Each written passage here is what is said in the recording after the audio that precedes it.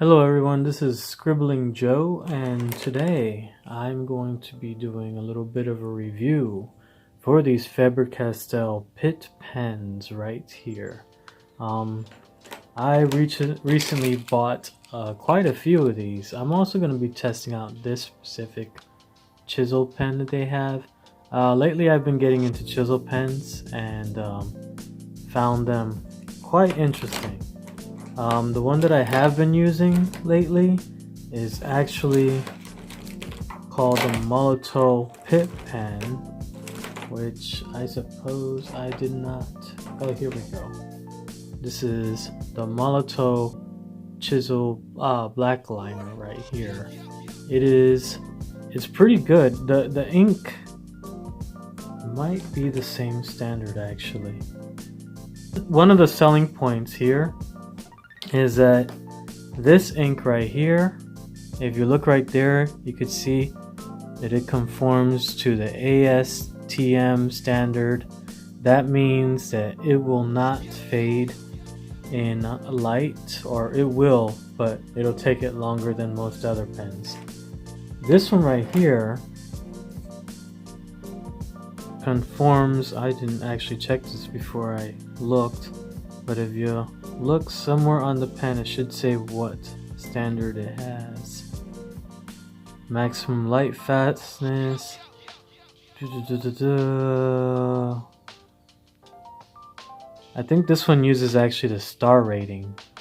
If you see the stars right there, I'm going to have to look this up at some point, but I will get back to you guys and probably write it down in the description what the light fastness level is. So for now, we will be testing it out. Now the selling point of these pens right here is that they do not, they're supposed to not bleed through paper, through light, like really light paper that I have right here. This paper is one that I purposely chose from a very cheap sketchbook. It is super thin. It's barely even typing paper. It's pretty much what I use for like drawings, that like sketches and stuff like that I do, that are really light and I don't plan on doing anything with. Sometimes I'll take a picture of them and, you know, work on them digitally, but for now, we are going to be testing these out and seeing how well they perform and how well they stand up to their own claims. So let's start testing this out. So to start off, we're going to be doing a really quick sketch using their chisel pen. First observation I will tell you right now is the chisel pen, the chisel to this chisel pen right here, it's not a very, like, I don't really like the chisel. It is very fat for a chisel pen. It seems to be, it doesn't come to a very sharp chisel. And it is also very thin for the nib. I actually preferred the Faber-Castell's nib, which is actually much thicker of a nib, and then comes to a very nice point at the end. This one right here, it seems like it's frayed at the end, at the very tip. It's very thick if you look at it by comparison to the other one, and it also doesn't seem very solid. But we're going to test it out and see how well it performs, and then I will probably tell you how I feel about it afterwards. So let's start off with a really quick ink portrait. We will do a portrait because portraits are like my go-to. A lot of people have like this go-to thing that they draw when they want to draw something really quick, and they just have something that they do all the time. My thing are actually just portraits, not portraits of specific people, but just portraits in general. So I am laying down some really thick blacks here, and I'm doing that on purpose to see if it decides that it wants to bleed through. So we're gonna throw in some really wild thick blacks. So this pen, if this works out, should not bleed through to the other side.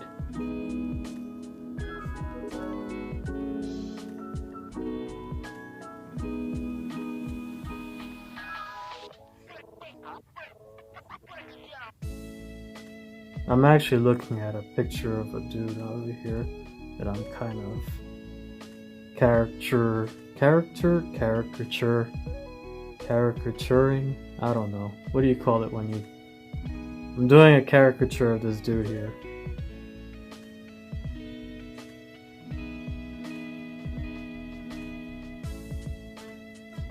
Not intended to be very accurate, it's just...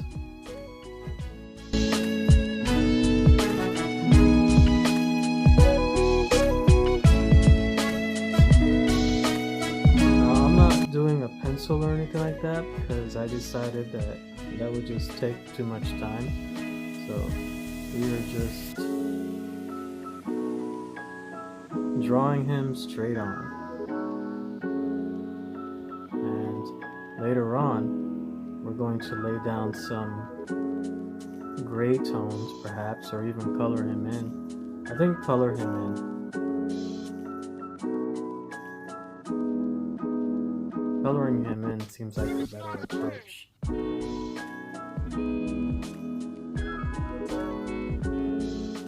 I was actually watching a documentary, or not documentary, Rogue Rocket. They're not really documentaries, are they? I'm not sure if they qualify. Mini documentaries, I suppose. More like swift news coverage. Now that is one thing I am noticing with this, is that it doesn't do the sharpness as well.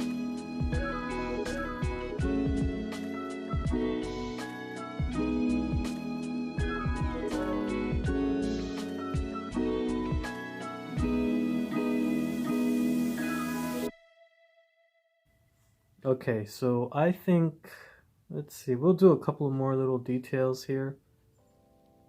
And I'm not going for like crazy accuracy, but I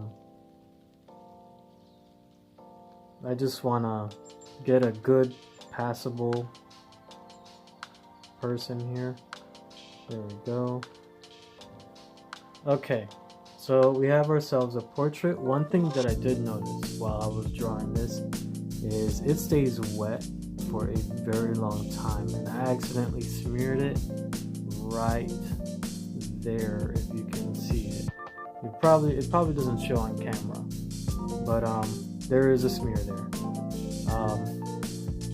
Another thing that I am noticing is that the fat lines, I think that maybe I might have to consider getting the thicker chiseled nib, because this one, its fat lines, like this one, like if you compare that line with the line that this one is capable of producing, it's much thicker. It's a night and day difference.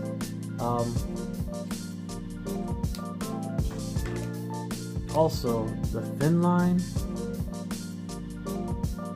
is not nearly as thin. Even if I draw directly down, it just doesn't seem to be able to produce that thin of a line. I suppose it's an okay line, but it's not as thin as I would like. The Molotow is capable of producing extremely thin lines, which is what sells me to it. You know, I could go from this to this to that on a dime. So that is That's kind of the reason why I prefer this pen. Also, it tends to dry pretty fast. Like, I'm not gonna rub this out. This one right here, it's still kind of wet. You can probably see little flecks coming off.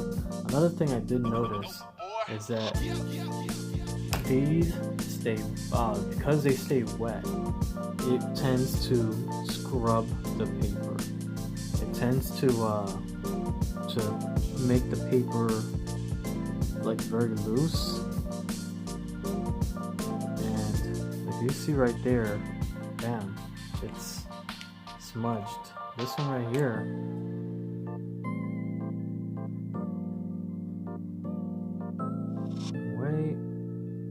you could see it doesn't smudge as readily. It dries a lot quicker. So now the advantage to these is they are India ink, so they have permanency. Once this is on here, it is on here. It is not coming off. And also, if we look at the other side, it does not bleed through. If you look at the Molotov one, right there, the Molotov one, you could see it's already starting to show up right there. That's what these lines were for. Those were the Molotov ones. But this one right here, the Faber-Castell, does not show up with the thick layers that I applied on it. So that is, for not bleeding, the Faber-Castell gets 0.1. I prefer this one because it dries quicker. That's just me. Also, I've noticed that these pens right here can be used quite nicely alongside alcohol-based markers. These, however, cannot be used alongside alcohol-based markers. They will bleed with the alcohol-based marker. That is not something I'm going to show here because I don't have an alcohol-based marker to show it with, but perhaps in another video I'll show them being used alongside. So right now we are going to color this dude in and see how well this shows up. So I have some colors here. I picked terracotta and light skin. Let's go with something darker. Terracotta. How dark is terracotta? It's more of an orange. I don't see that as terracotta. That's one thing I will say. The colors don't seem to be very... Like, this is a terracotta. That's an orange. I don't know. I always picture terracotta to be more red than orange. Maybe that's me. I might be wrong on that. So we will use this cinnamon color right there as our base for his skin and see how well that goes. So here we go. Hold up. Alongside that, I will also use this medium skin one. I bought a lot of sets of these, so just keep in mind that these are not cheap markers. They are very expensive.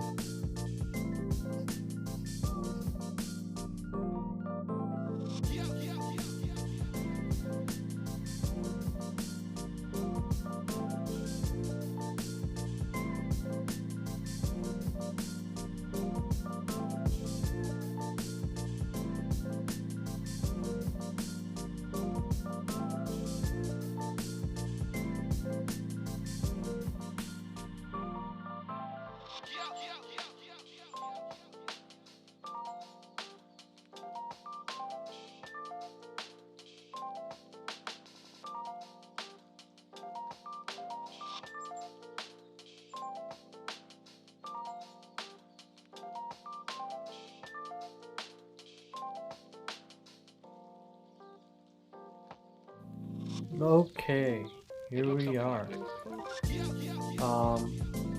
Final thoughts. I did not use the other color like I thought I would. I ended up actually using this lighter color over and over and over again and just kind of layering it up.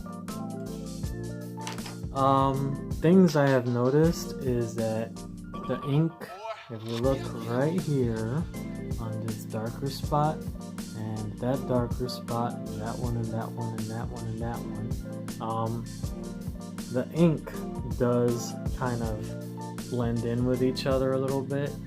If this is not fully dried, like that black is not fully dried, and you go in there straight away, it's the same thing that I had over here where I went and did that. Like right now this isn't going, oh yeah, it is actually.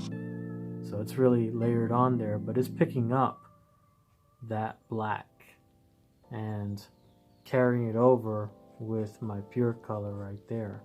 So something to be aware of. Let's check. I really layered this thing up. So let's check to see if it's bleeding through.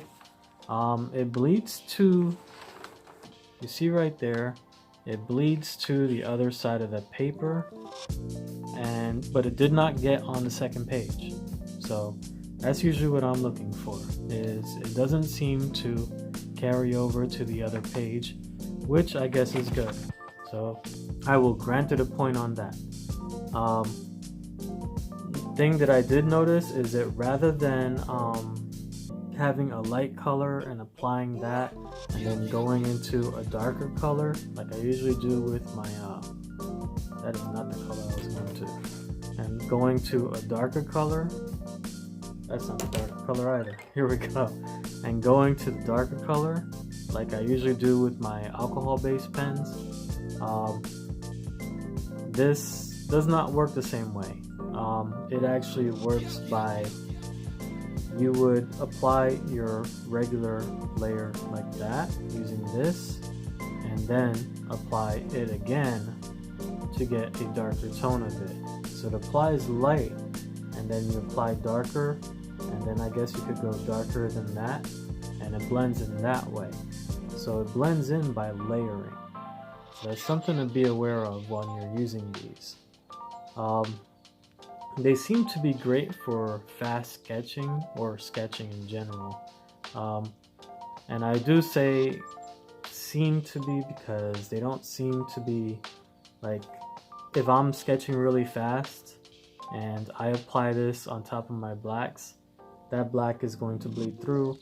I don't really appreciate that when I'm trying to sketch fast, that this, I feel like this is going to be a detriment if people are trying to do fast sketching and the black is bleeding over into their color that they're attempting to apply on. That is something that I would say you need to be aware of. But they seem to be really good for sketching, like really fast sketching, because I only had to use this one color, and I did not switch around between other colors. I mean, I suppose if I wanted to add some blushies or something to them, I could. So let's see what happens if I can mix in. Nope. Not that color. Let's see if I have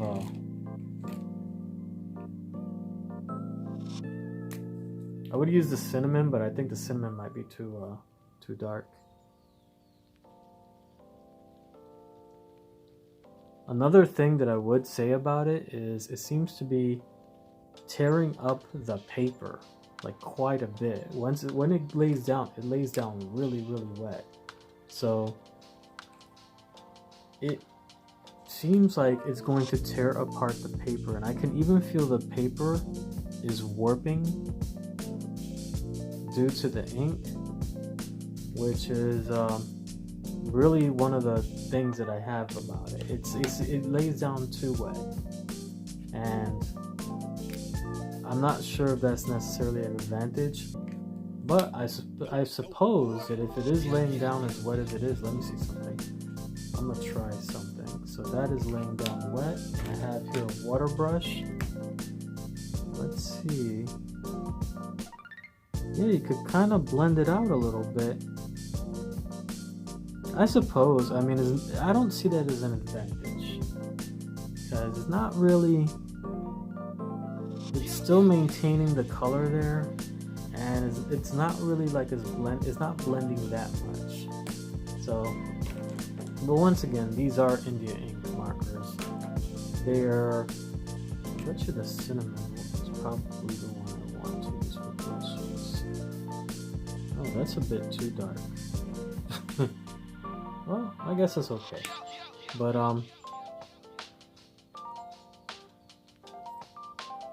overall, I find the markers pretty useful. I do love how quickly it allows me to sketch. I only had to use one pen for this entire thing, and I got many values using this one pen or one marker. The chisel pen wasn't horrible. While I do have complaints about it, it wasn't bad. The ink for me dries way too slow. I feel like it should dry faster. I think that I prefer the Molotow chisel pen over the Faber-Castell chisel pen. I haven't tried all their chisel pens. They do have another chisel pen that is a larger size, although it is advertised more for calligraphy, and I may try that one out on a different video and see how well it works. Or I might just try it out personally and see how well it works. So until next time, this has been Scribbling Joe. If you tried out these pens, let me know what you think. And I will see you in another video.